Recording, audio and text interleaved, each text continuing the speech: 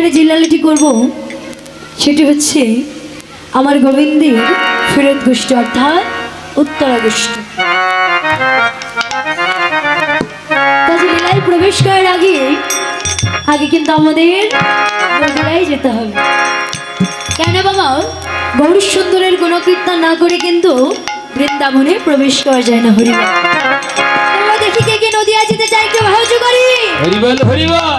বাবা যাদের বাহু আছে তারা একটু উঁচু করি হরিবল। দাদা কিবোর্ডের সাউন্ডটা বাড়বে দাদা।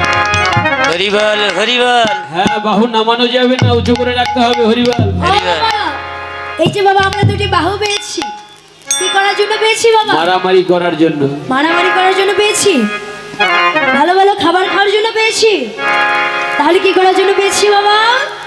ভালো কর্ম করার জন্য পেয়েছি। হরিবল। তুই বল জোরে জোরে করে তাহলে দিতে হবে, এখন নদিয়ায় যাবো। কিবোর্ডের সাউন্ডটা বাড়বে। তোরা কে যাবি আয়, সোনার নদিয়া ওরা একে যাবি আয়, সোনার নদিয়ায়, বাহু তুলে আয়।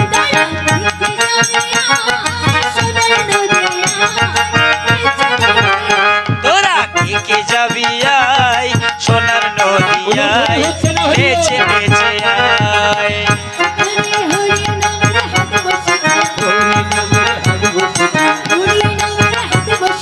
হরি নামের হাট বসেছে। ওরা একে যাবি আয়, সোনার নদিয়ায়, বাহু তুলে আয়। তোরা কে যাবি আয় সোনার নদিয়ায়, বাহু তুলে আয়। হরিনগর খেলছে খেলা।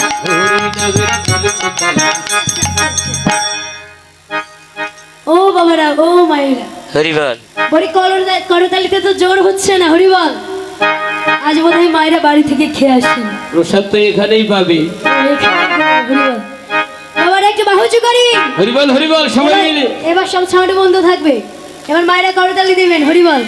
তোরা কে কে যাবি আয় সোনার নদিয়ায়, বাহু তুলে আয়। তোরা কে যাবি আয় সোনার নদিয়ায়, বাহু তুলে আয়। তোরা কে কে যাবি আয় সোনার তোরা কে যাবি আয় সোনার নদিয়ায়, নেচে নেচে আয়। যেখানে হরি নামের খেলছে খেলা, হরিনগর খেলছে খেলা। হরি নামের খেলছে খেলা। হরি নামের খেলছে খেলা।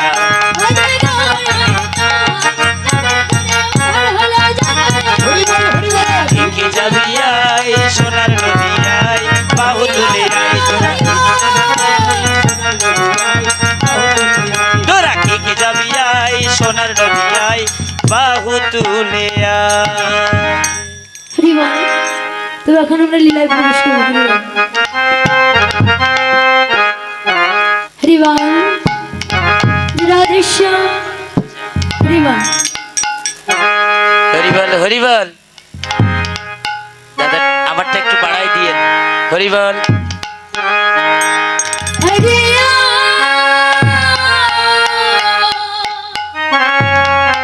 আরে ও সুরধুনী তীরে, ও সুরধুনী তীরে, ও সুরধুনী তীরে।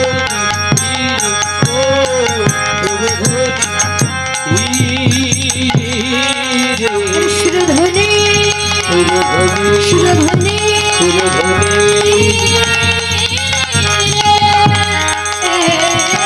সুরধুনী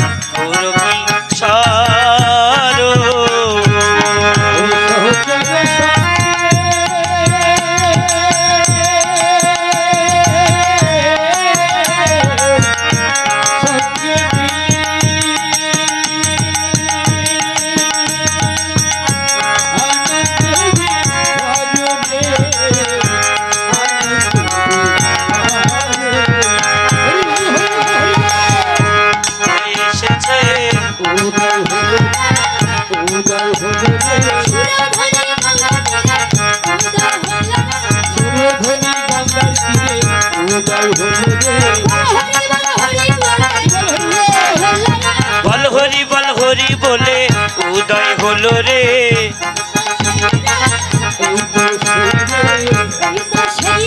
আর এই তো সেই রে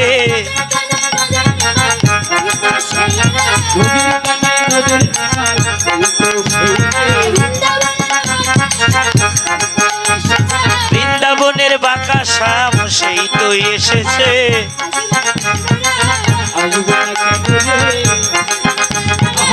আসবে না কেন রে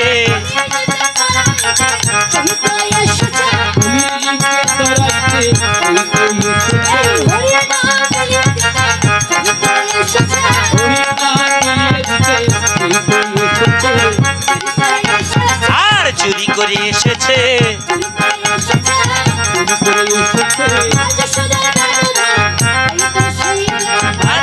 প্রাণধর এই তো সেই রে রাধারানীর প্রাণবল্লভ রাধারানীর প্রাণবল্লভ রাধারানীর প্রাণবল্লভ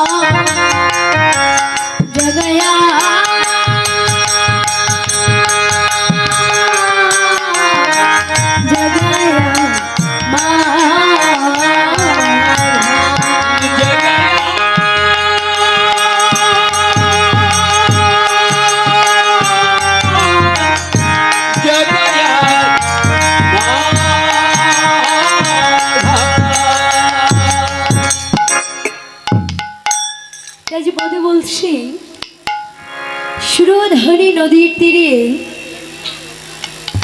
আমার গৌর কিশোর হরি নামের খেলা খেলে হরিবল হরিবল সুরধরে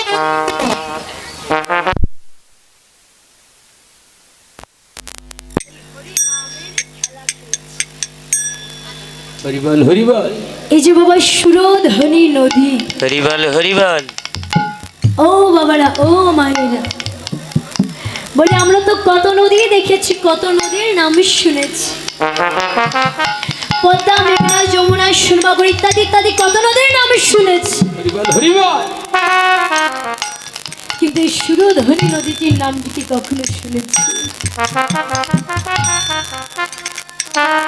এই যে বাবা সুরধনী নদী, এই নদীটি দেখতে কেমন? এই নদীটি বাবা দেখতে তেমন বেশি লম্বাও নয়, আবার তেমন বেশি চওড়া। তাহলে কেমন? একটা গরুতে পাড়া দিলে দেখবেন বাবা একটা গর্ত হয়ে যায়, সেই গর্তের ন্যায় হচ্ছে বাবা এই সুরধনী নদী। কিন্তু এই নদীর গভীরতা যে কত তা কিন্তু বাবা কেউ জানে না। এই সুরধনী নদীর তীরে আমার গৌর কিশোর হরি নামের খেলা খেলছে।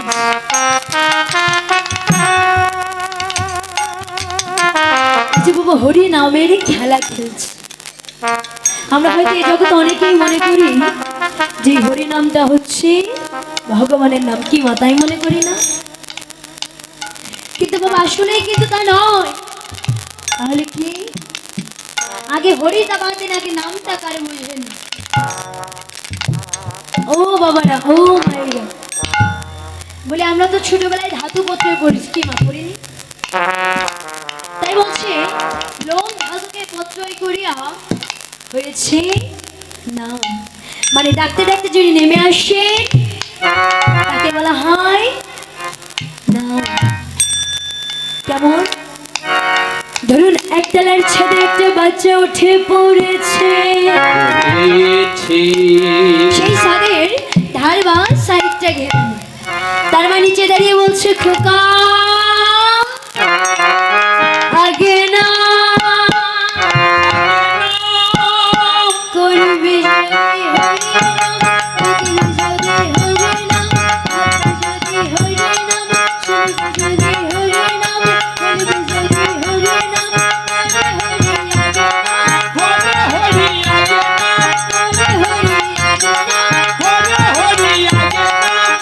আগে না। তাহলে বাবা নামটা বুঝলাম তো, এইবার হরি টাকার বুঝুন। মধ্যম পুরুষ থেকে বলছি বাবা,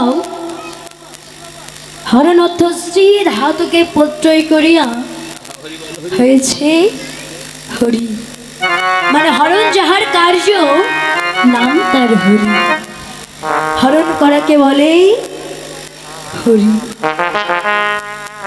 তাই গৌর হরি আমার এই সুরধনী নদীর তীরে এই হরি নামের খেলা খেলছে। আর এই কলির জীবকে ডেকে ডেকে বলছে ওরে কলির মায়া মহজে, হরে কলির অন্ধ হয়ে তোমরা একবারই কৃষ্ণ নাম নাও, একবারই হরি নামে নাও। কেন না? এই হরি নামে যে কত মধু কত সুধা,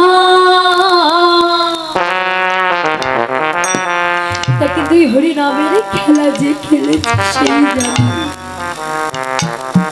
তাই কলির জীবকে ডেকে ডেকে বলছো রে কলির পাপা শ্রিত যে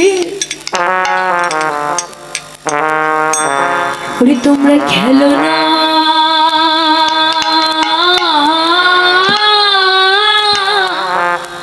হরি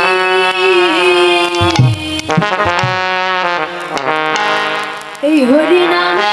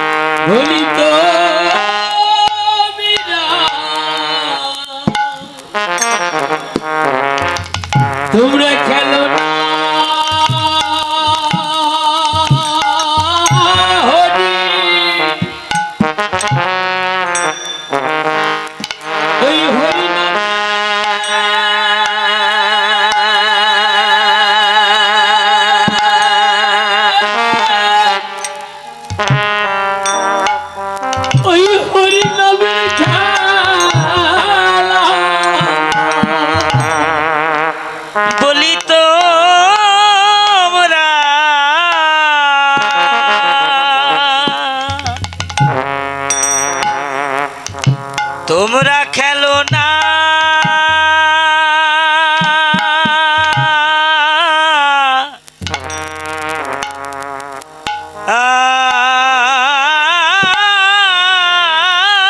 হরি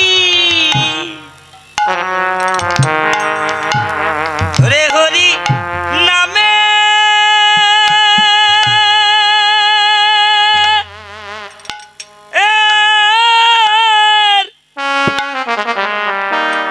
হরি নামের খেলা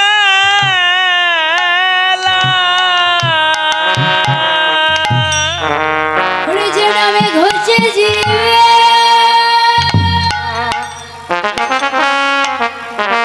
হরি যে নামে ঘটছে জীবে জীবে দেহে ত্রিদা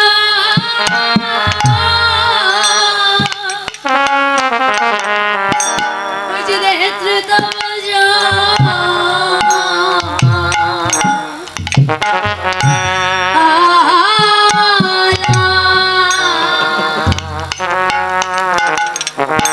তোমরা খেলো না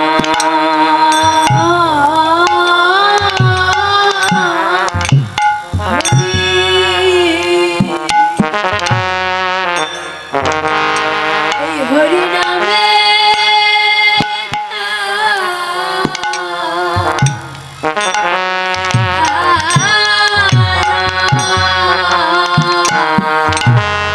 জনমে ঘটে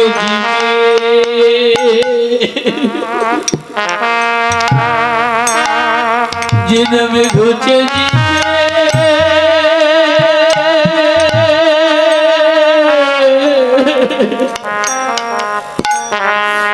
ওই জীবের ত্রিতা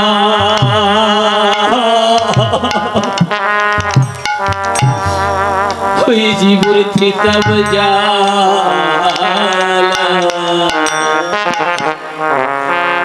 তোমরা খেলো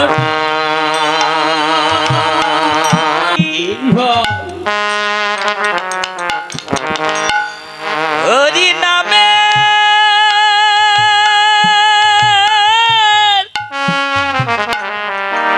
ওই যে হরি নামের খেলা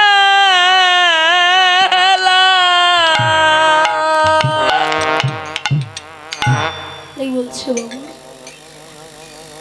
এই হরিনামের খেলা যে খেলেছে সেই জানে যে হরিনামে কত মধু কত সুধা তুই বলছি এ জগতে যদি গোবিন্দ চরণে পেতে হয় তবে শুধু হরিনামে কৃষ্ণ নাম করলেই হবে না এই জগতে যদি চৈতন্য গুরুদেবের স্বর্ণপর্ণ না হওয়া যায় যদি তার চরণের সবে সবে না দেওয়া যায় হরি বল হরি বল হরি ফিরে যাওয়ার জন্য নয় তুমি আমাকে কৃপা করো প্রভু তুমি আমাকে তোমার শিষ্য বানিয়ে নাও। তখন লোকনাথ গোস্বামী বলছে না না না না এই জগতে আমি কিছুতেই তোকে আমার শিষ্য বানাতে পারবো না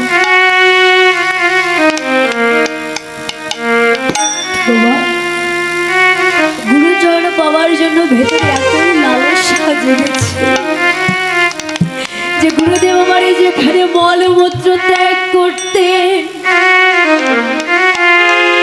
সে প্রতিদিন সেগুলো মস্তকে ধারণা করে দূরে ফেলে দিয়ে এসে সেখানে লেপন দিয়ে রেখে যায়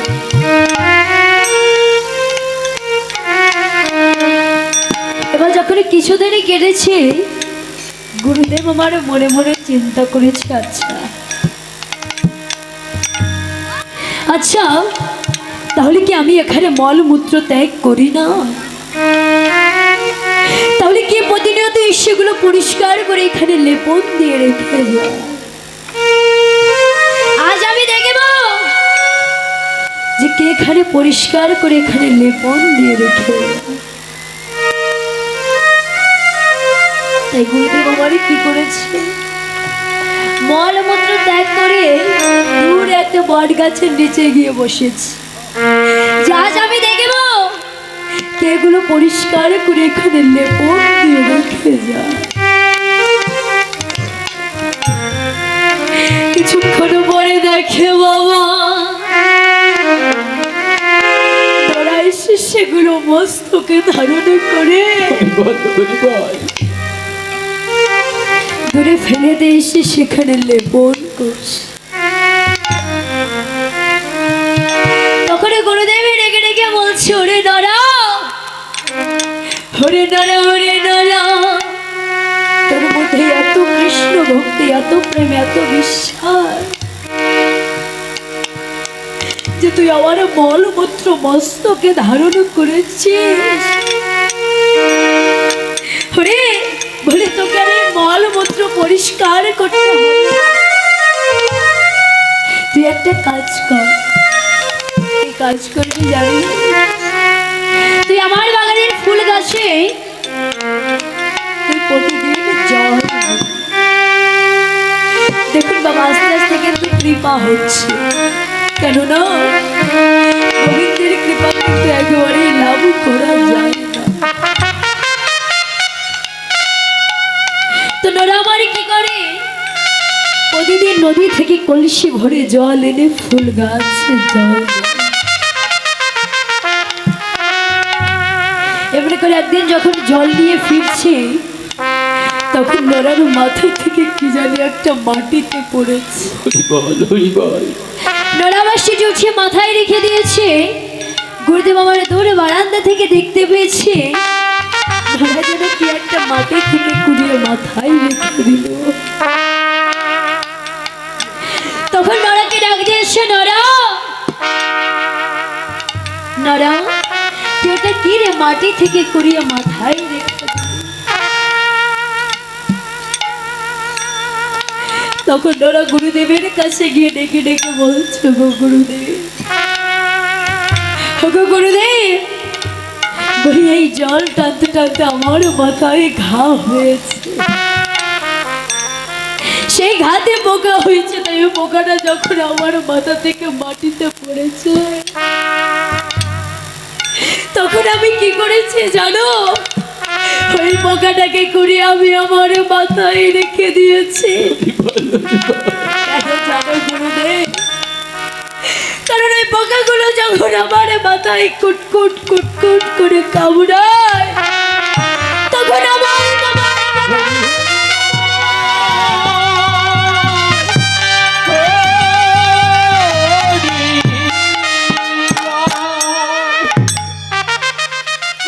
গুরুদেব, ওই পোকাগুলো যখন আমার মাথায় কুটকুট কুটকুট করে কামড়ায় তখন আমারে তোমার কথা বেশি মনে পড়ে।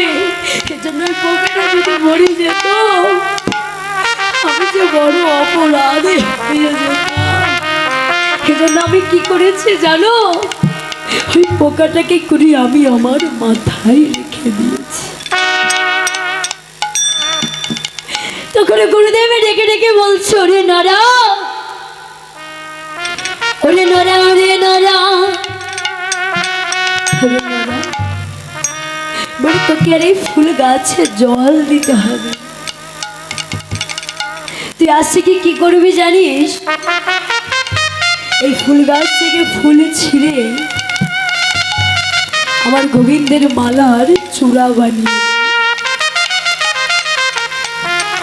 তো নোরা আমার কি করে, প্রতিদিন ফুল গাছ থেকে ফুল ছিঁড়ে গোবিন্দের মালার চূড়া বানিয়ে। একদিন যখন গুরুদেব পূজা করতে গিয়েছে বাবা তখন আগে চূড়াটা পরিয়েছে। এবারে যতবারই বাবা মালাটা দিতে যাচ্ছে ততবারই ওই চূড়াই বেঁধে যাচ্ছে। তখন নোরা আমার বারান্দা থেকে বলছে, গুরুদেব, ও গো গুরুদেব, আগে চূড়াটা খুলে মালাটা পরিয়ে নিন, তারপরে চূড়াটা পরা।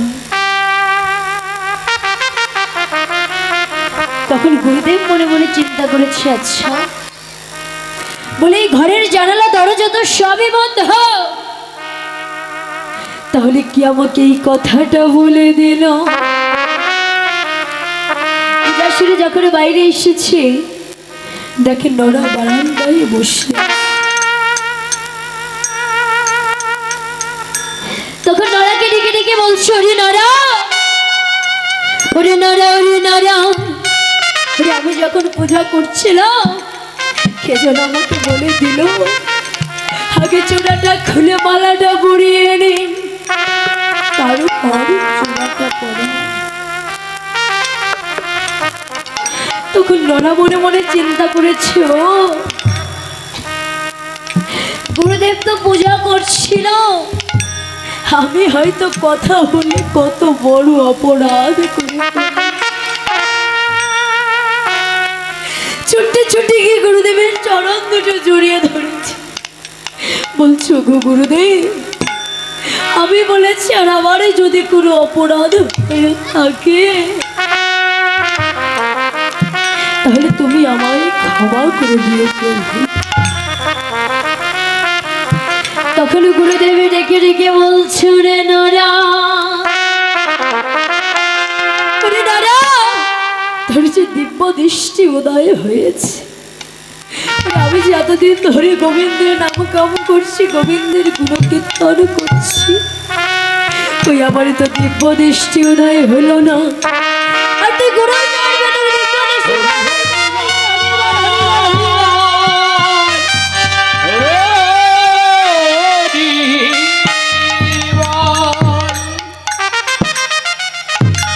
বাবু, প্রতিটা মানুষেরও কিন্তু তিনটি করে নয়ন থাকে। একটি নয়ন হচ্ছে এই কপালের মাঝখানে, যেটি হচ্ছে দিব্য নয়ন, যে নয়ন দিয়ে কিন্তু মানুষ ভগবানকে দর্শন করতে পারে। নরাকে ডেকে ডেকে বলছো, রে নরা, তুই বলো দেশে ফিরে গিয়ে তুই পুনর্সংসার কর। হরি বল, হরি বল। তবু এই জগতে তো গুরু বাক্য লঙ্ঘন করা যায় না। তাই নরা আমার কি করেছে, গুরুদেবের চরণের শিষ্যের প্রণাম জানিয়ে ফিরে চলে এসেছে সেই রাজশাহীর খেতরঘাট। সেখানে এসে তালপাতার একটি ছোট্ট কুঠির বানিয়েছে আর তাতে গোবিন্দ মূর্তি অঙ্কিত করেছে। আর প্রতিদিন ভিক্ষার ঝুলি নিয়ে ভিক্ষা করে এনে গোবিন্দ সেবা। এবার যখন কিছুদিন কেটেছে, গুরুদেব আমার মনে মনে চিন্তা করেছে, আচ্ছা নোরাকে তো আমি বললাম দেশে ফিরে গিয়ে পুনর্সংসার করতে, যাই যাই একবারে দেখে আসি ও কেমন পুনর্সংসার করছে। তো যখন এসেছে, দেখে একটি ছোট্ট কুঠিরের বারান্দায় 6টি ছেলের একটি মেয়ে খেলা করছে। তখন তাদেরকে ডেকে ডেকে বলছে, খোকা খোকা, তোমরা কি বলতে পারো এখানে নরার বাড়ি কোনটা? বলছে, হ্যাঁ এটাই নরার বাড়ি। বলছে, তাহলে তোমরা কারা? বলছে, আমরা হচ্ছি নরারের সন্তান, আমরা হচ্ছি নরারের ছেলে মেয়ে, আমরা 6 ভাই আর একটি বোন। যেই না গুরুদেব এই কথাটা শুনেছে, গুরুদেবের চিন্তা করেছে যে আমি নরাকে বললাম দেশে ফিরে গিয়ে পুনর্সংসার করতে, আর সংসার পেতে বসেছে। না না, এখানে তো আর এক মুহূর্তও থাকা যাবে না। এবারে ছোট্ট বাচ্চারা ডেকে ডেকে বলছে, ওগো ওগো, তাহলে তুমি কে? বলছে, আমি হচ্ছি নরার গুরুদেব। তখন বলছে, ও তাহলে তো তুমি আমাদের দাদু। তখন বসার আসন দিয়েছে, কেউ পা টিপে দিচ্ছে, কেউ হাত টিপে দিচ্ছে, কেউ মাথা টিপে দিচ্ছে, আর দাদু দাদু বলে সম্বোধন করছে। এবার গুরুদেবী ডেকে ডেকে বলছো, রে তোরা এবার আমায় যেতে দে, আমার যে ওদিকে দেরি হয়ে যাচ্ছে। তো গুরুদেব যখন আমার আবার গৃহপথে রওনা করেছে, তখন নরা আমারে ভিক্ষা করে ফিরছে। দূর থেকে দেখতে পেয়েছে আমার গুরুদেব যাচ্ছে। কাছে এসে ডেকে ডেকে বলছে, ওগো গুরুদেব, ওগো গুরুদেব, ওগো গুরুদেব, তুমি এসেছো, আমার কত সৌভাগ্য।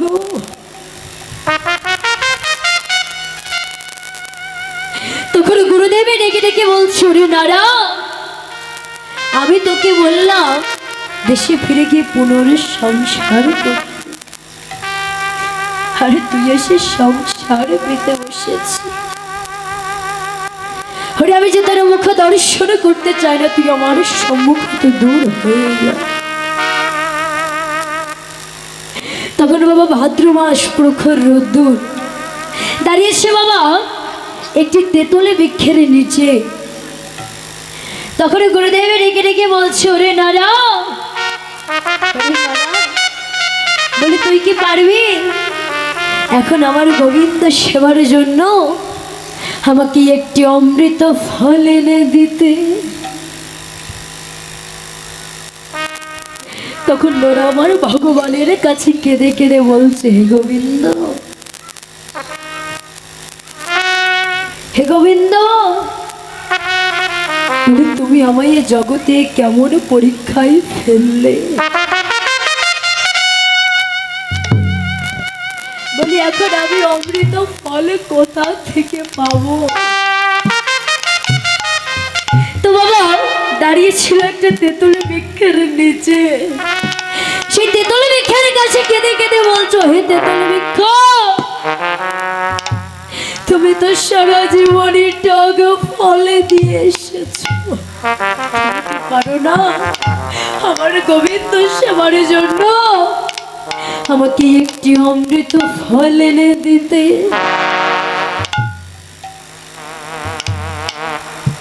তখন এই ভক্তের কান্না ভগবান আমার আশ সহ্য করতে পারছে। তখন সেই তেঁতুল গাছের অঙ্গ থেকে একটি অম্রপল্লব বেরিয়েছে। সেই অম্রপল্লবে আমের মুকুল হয়েছে, আর আমটি বড় হয়ে পেকে নোরার হাতে এসে পড়েছে। তখন নোরা গুরুদেবের কাছে গিয়ে ডেকে ডেকে বলছো, গো গুরুদেব, ও গো গুরুদেব, লাও গুরুদেব অমৃত ফল। তখন গুরুদেব মনে মনে চিন্তা করেছে, আচ্ছা বলি নরার ভক্তি তো ঠিক আছে, তাহলে ও কিভাবে সংসার পেতে বসল?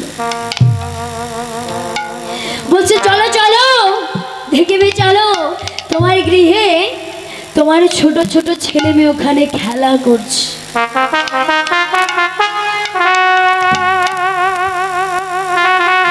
তখন ডেকে ডেকে বলছো, গো গুরুদেব, বলি তো আমি তো হে জগতে বিবাহই করিনি, আমার সন্তান আসবে কোথা থেকে? বলছে, চলো চলো গেলেই দেখতে পাবি তোমার ঘরের বারান্দায় বসে তোমার 6টি ছেলের একটি মেয়ে খেলা করছে।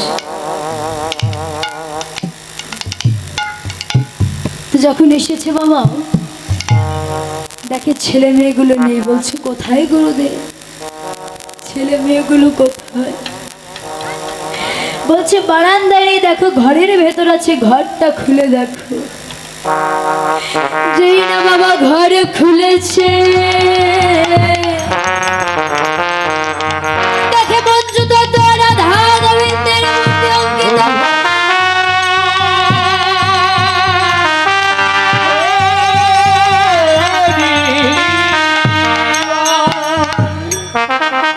পঞ্চতত্ত্বার গোবিন্দ হচ্ছে 6টি ভাই, আর রাধা রানী হচ্ছে একটি বোন। তখন গুরুদেব ডেকে ডেকে বলছে, ওরে নরা, ওরে নরা, ওরে নরা, বলি এ জগতে যদি ভক্ত ভক্তের মতো হয়, গোবিন্দ তাকে বাবা বলে। ভক্ত যদি ভক্তের মতো হয়, গোবিন্দ তাকে মা বলে, তখন নোরাকে ডেকে ডেকে বলছে, ওরে নোরা বলি আয়া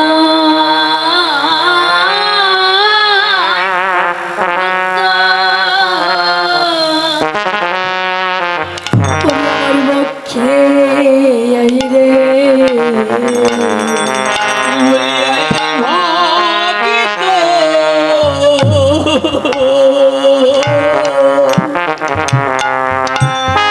আমার পক্ষে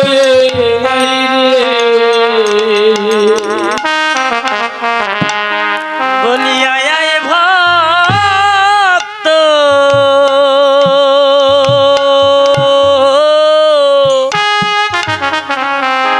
আমার পক্ষে আইরে আমাদের এমন দিন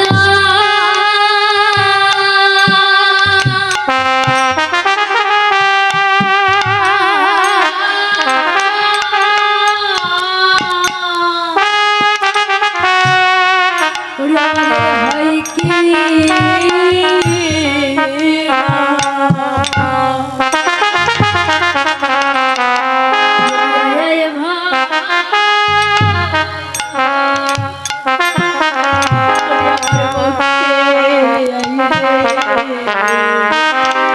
আমাদের এমন দিন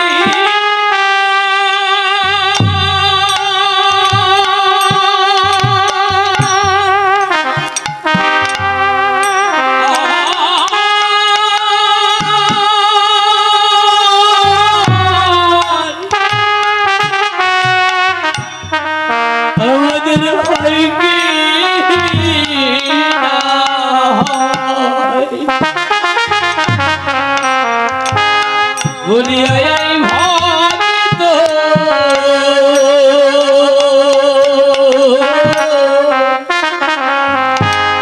আমার পক্ষে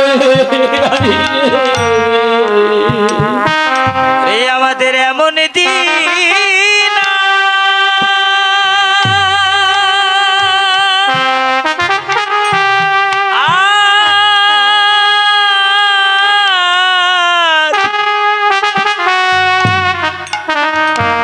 ওরে হয় কি না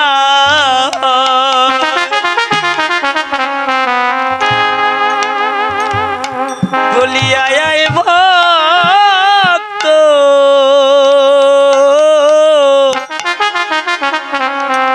আমার পক্ষে আইরে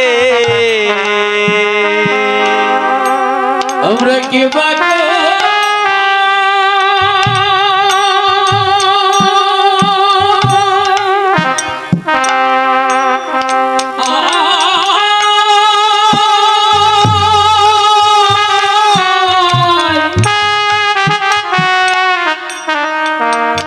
আমরা চলে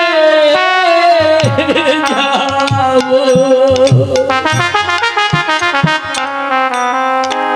বলিয়া এই ভক্ত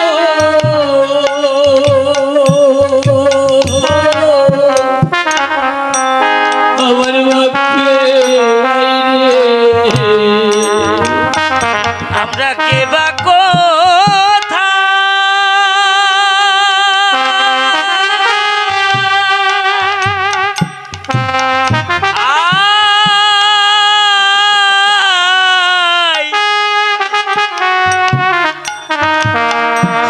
চলে যাব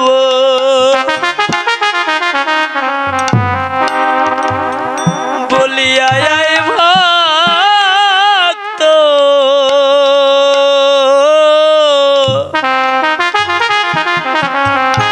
আমার পক্ষে আইরে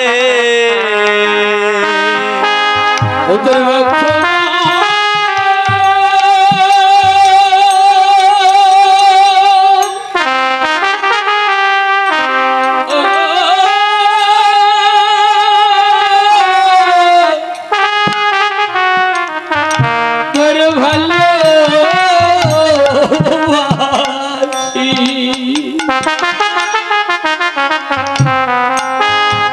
বলিয়া এই ভক্ত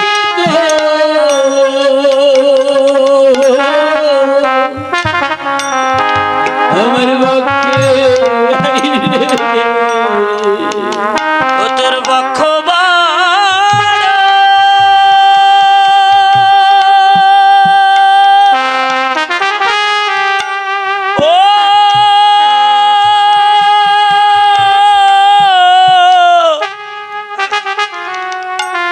ওরে ভালোবাসি বলি আয় আয় ভক্ত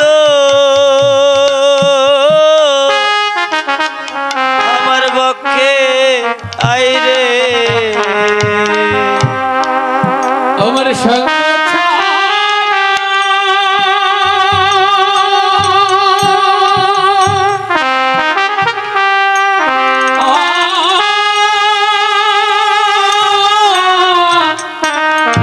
কিছু ভালো লাগে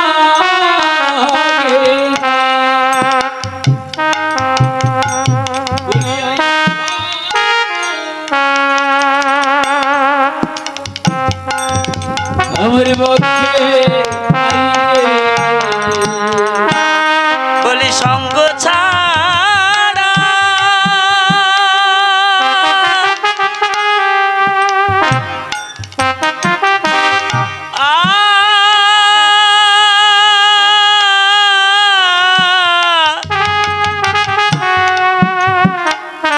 ওরে কিছু ভালো লাগে না বলি আয় আয় ভক্ত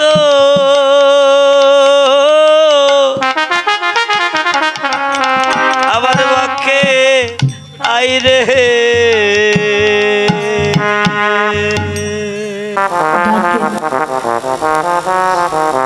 এবার অর্জুন ধরছে মহাপ্রভু, তাহলে এই জগতে কোন 4 প্রকারের ভক্ত তোমাকে ডাকে আর কোন 4 প্রকারের ভক্ত তোমাকে ডাকে না? বলি কারা ডাকে না, আগে তুমি তাদের কথা বলো। তখন ভগবান শ্রীকৃষ্ণ বলছে, নমঃ দুষ্কৃতি নম্বরহা প্রপঞ্চন্তে নরাধামে মায়ায় অবহিত জ্ঞানম আসুরাঙ্গ ভাবনাশ্রিত। হরিবল হরিবল। অর্থাৎ 1 নম্বর নমঃ দুষ্কৃতি নম্বরহা, অর্থাৎ এই জগতে যারা সারাদিন দুষ্কর্ম করে বেড়ায় তারা আমায় ডাকে না। এবার বলছে 2 নম্বর কারা, বলছে প্রপঞ্চন্তে নরাধামে, অর্থাৎ যারা মানুষের কুলে জন্মগ্রহণ করেছে কিন্তু এই জীবনে কখনো মানুষের মতো কর্মই করেনি, এই জগতে তারাও আমায় ডাকে না। এবার বলছে 3 নম্বর কারা, বলছে মায়ায় অবহিত জ্ঞানম, অর্থাৎ গীতা ভাগবত পড়েছে, রামায়ণ মহাভারত পড়েছে, কিন্তু সব মায়ার তারা আবৃত হয়ে গেছে, এ জগতে তারাও আমায় ডাকে না। এবার বলছে 4 নম্বর কারা, বলছে আসুরাঙ্গ ভাবনাশ্রিতা, অর্থাৎ এই জগতে যাদের মধ্যে আসুরি ভাব প্রবল, এই জগতে তারাই আমায় ডাকে। এবার অর্জুন ধরেছে, বলো প্রভু তাহলে এই জগতে কোন 4 প্রকারের ভক্ত তোমাকে ডাকে? তখন ভগবান শ্রীকৃষ্ণ বলছে, আমায়রা ভালো করে শুনবেন, 1 নম্বর হচ্ছে আর্ত, অর্থাৎ এই জগতে যারা শরীরের ব্যথা পায়, মনের ব্যথা পায়, এই জগতে তারাই আমায় ডাকে। যেমন সারা বছর ডাকে না, বাইক চালাতে গিয়ে নায়কগিরি ফলা থেকে যখন লরির তলায় পাটা ঢুকে গেছে, ভেঙে গেছে, ডাক্তার যখন পাটা বেঁধে উঁচু করে দিয়েছে, তখন ওই পাটার দিকে তাকিয়ে বলছে, হে ঠাকুর এই পাটা তুমি ভালো করে দাও। তাই বলছে এক নম্বর হচ্ছে আর্ত, অর্থাৎ যারা শরীরের ব্যথা পায়, মনের ব্যথা পায়, এই জগতে তারাই আমায় ডাকে। এবার হচ্ছে দুই নম্বর কারা, বলছে জিজ্ঞাসু, অর্থাৎ এই জগতে যারা আমাকে জানতে চায়, বুঝতে চায়, তারা আমাকে ডাকে। এই যেমন বাবা আপনারা কোথা থেকে না কোথা থেকে চলে এসেছেন ভগবানকে জানার জন্য, বোঝার জন্য। বলছে হচ্ছে জিজ্ঞাসু। বলছে তিন নম্বর কারা, বলছে রার্থার্থী, অর্থাৎ এই জগতে যারা অর্থ চায় আবার পরমার্থ চায়, এই জগতে তারাও আমায় ডাকে। যেমন বলে ভগবান এই বছর 1 তালা দিয়েছি, সামনের বছরে যেন 10 তালা দিতে পারি, হরিবান। এবছর অর্থও চাইছে আবার পরমার্থও চাইছে, এই জগতে তারাও আমায় ডাকে। এবার হচ্ছে 4 নম্বর কারা, বলছে জ্ঞানী চ ভরতর্ষ, অর্থাৎ এই জগতে যারা জ্ঞানী, যারা জেনে ফেলেছে যে আমার চরণে ছাড়া মুক্তির কোনো পথ না,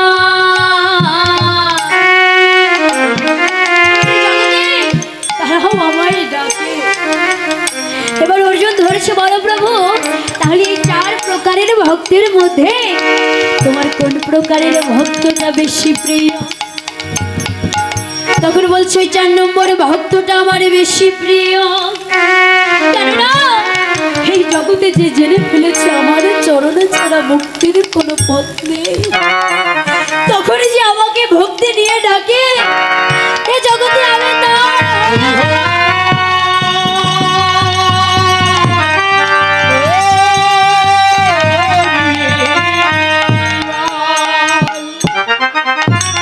তাই বলছি মামা, শিশুকালে কৃষ্ণ ভজে কৃষ্ণ পাবার আসে, যৌবনেতে ভজে কৃষ্ণ সেবান আসে, আর বৃদ্ধকালে কৃষ্ণ ভজে জমের ইতার আসে।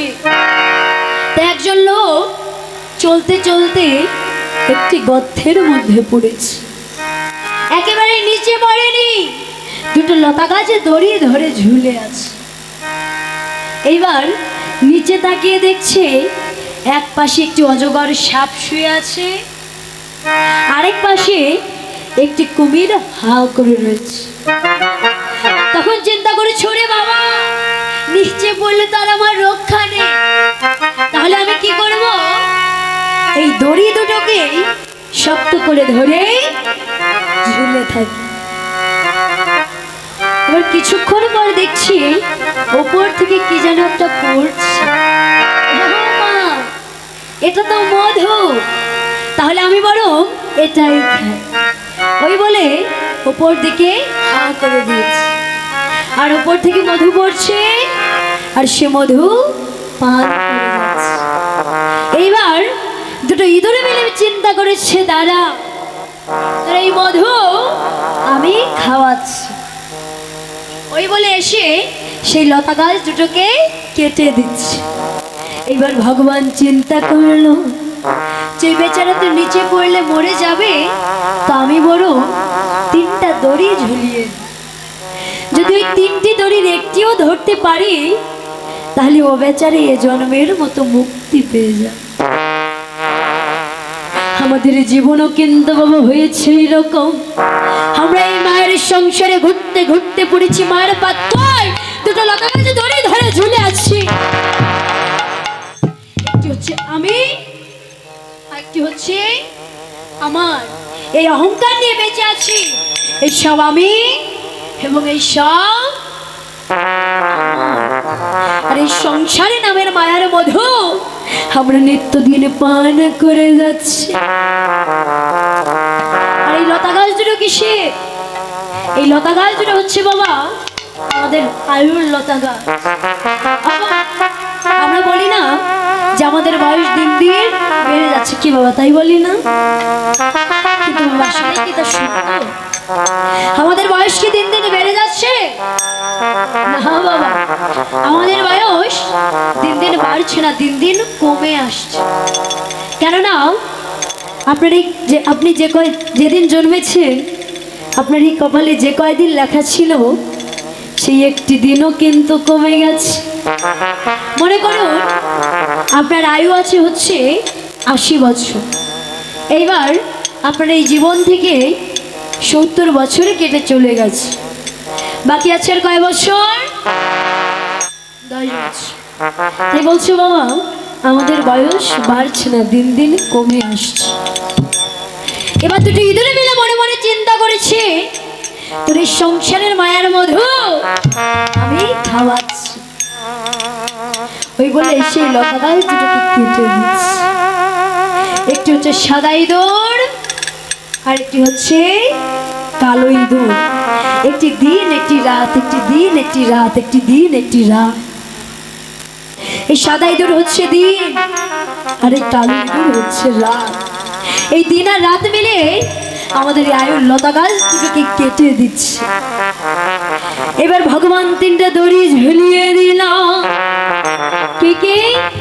সাধু, শাস্ত্র আর গুরু বাক্য। কিন্তু বাবা আমরা কি করলাম? আমরা সেই 3টি দড়ির একটাও ধরলাম না, আর ছুটি গিয়ে পড়লাম সেই অজগরের সাপের মুখে। হরি বল, হরি বল।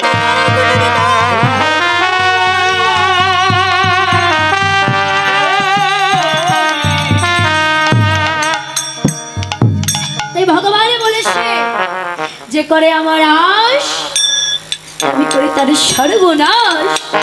তবুও যদি না ছাড়ো পাস, শেষে আমি হই তার দাস। যে ভক্ত আমার জন্য 1 পা অগ্রসর হয়, আমি সেই ভক্তের জন্য 10 পা অগ্রসর হই। যে আমাকে ভালোবাসে, আমি যে তাকে ভালোবাসি। তাই ভগবান বলেছে যে আমার ঘাটে সকাল সকাল আসে, আমি তাকে সকালে সকালে পার করে দিই। যে আমার ঘাটে দুপুরে বেলায় আসে, আমি তাকেও পার করে দিই। কিন্তু যে আমার ঘাটে সন্ধ্যা আগত করে আসে, আমি তাকে কি করি? আমি তাকে পার করি।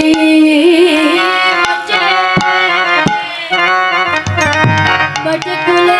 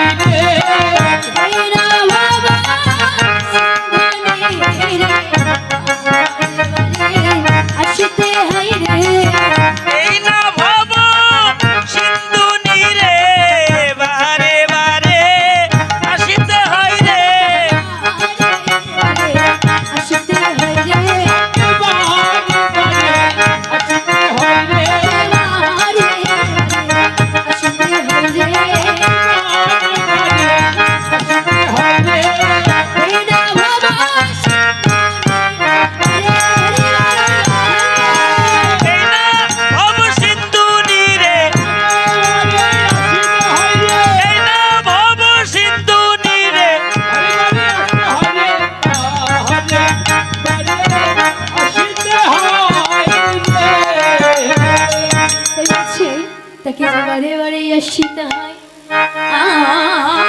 খেলায় বিনোদ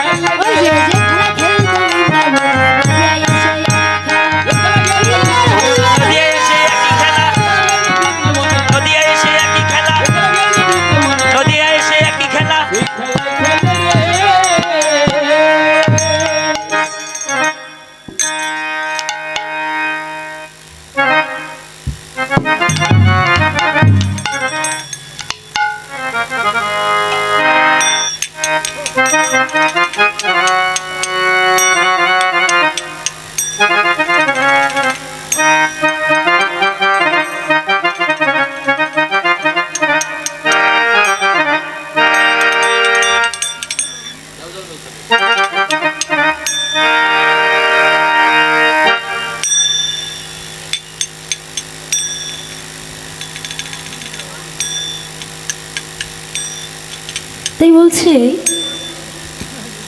খেলাই অভিনদ খেলা গোড়া বনমালী পুলিনে বিহার করে নদীয়ার নাগরী। তো বাবা এই যে বিনোদে খেলা খেলছে, এই বিনোদ মানে কি বাবা? বিনোদ মানে হচ্ছে নতুন। তাই বলছি হরিনামে না আছে দুঃখ, না আছে কষ্ট, না আছে বেদনা, না আছে হার, আর না আছে জিত। তাহলে কি আছে বাবা? শুধুই আনন্দ। ও বাবারা, ও মায়েরা, বলি আমরা তো ছোটবেলায় কত খেলাই না খেলেছি, বলছি কানামাছি, হাডুডু, কুতকুত, লুডু, ক্রিকেট, ফুটবল ইত্যাদি ইত্যাদি কত খেলাই না খেলেছি। কিন্তু এই বিনোদের খেলাটি কি কখনো খেলেছি?